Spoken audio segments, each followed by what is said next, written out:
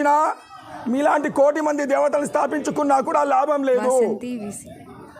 మనందరికీ మొట్టమొదటి కావాల్సింది, ఏ తల్లి అయితే నిన్ను 9 నెలలు కడుపులో మోసిందో, ఏ తండ్రి వీర్యంలో నుంచి నిన్ను లోపలికి తీసుకున్నదో, ఏ తల్లి అయితే తండ్రి వీర్యంలో నుంచి నిన్ను లోపలికి తీసుకున్నదో, 9 నెలలు కడుపులో మోసిందో, 1,00,000 సార్లు ఏ తల్లి అయితే మరణాన్ని మలమూత్రాల నుంచి తీసిందో, ఏ తల్లి అయితే నేను 1,00,000 సార్లు ఎరుగుతే ఉచ్చబోస్తే వామిటింగ్ చేస్తే తీసింది, ఆ 1,00,000 సార్లు ఏ తల్లి అయితే రక్తాన్ని కూడా పాలు చేసి తాపిందో, ఆ తల్లి ఆశీర్వాదం లేకపోతే ఈ ప్రపంచంలో మనము బతికి కూడా జీవించి కూడా లాభం లేదు.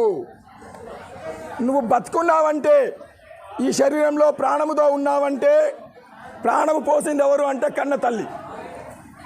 అందుకోసమని తల్లి మాతృదేవో భవ పితృదేవో భవ, తల్లిదండ్రుల ఆశీర్వాదం లేకపోతే గురువులు కానీ దేవుడు కానీ ఏమీ చేయలేడు. కనుక